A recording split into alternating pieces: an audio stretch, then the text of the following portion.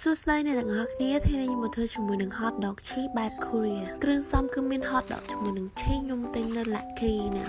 ទាំងអស់គ្នាអាចទិញ hot dog វែងហើយកាត់ចេញក៏បានដែរចឹង hot dog របស់យើងខ្លីស្រាប់ហើយមិនបាច់កាត់ខ្លីទៀតទេគ្រាន់តែកាត់សងខាងតិចតិច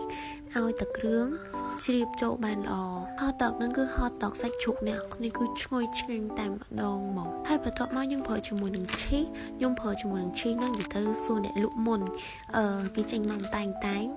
មានអីឆ្ងាញ់នៅតែអ្នកគ្នាអាចប្រើឈីដែលគេកោះស្រាប់ក៏បានដែរហើយយើងកាត់វាជាចំណិតទូចៗអញ្ចឹងគ្នាបើសិនជាញ៉ាំឈីច្រើនដាក់ច្រើនណាតោះឥឡូវយើងទៅធ្វើគ្រឿងផ្សំម្ដងបើសិនជាអ្នកគ្នាមានម្សៅម្ទេសទេអាចជំនួសជាមួយនឹងម្ទេសហុយបានអ្នកគេជិតញ៉ាំហើយដាក់ម្ទេសហុយច្រើនក៏បានដែរជាមួយនឹងទឹកឃ្មុំអ្នកគ្នាដាក់ក៏បានអត់ក៏បានដែរ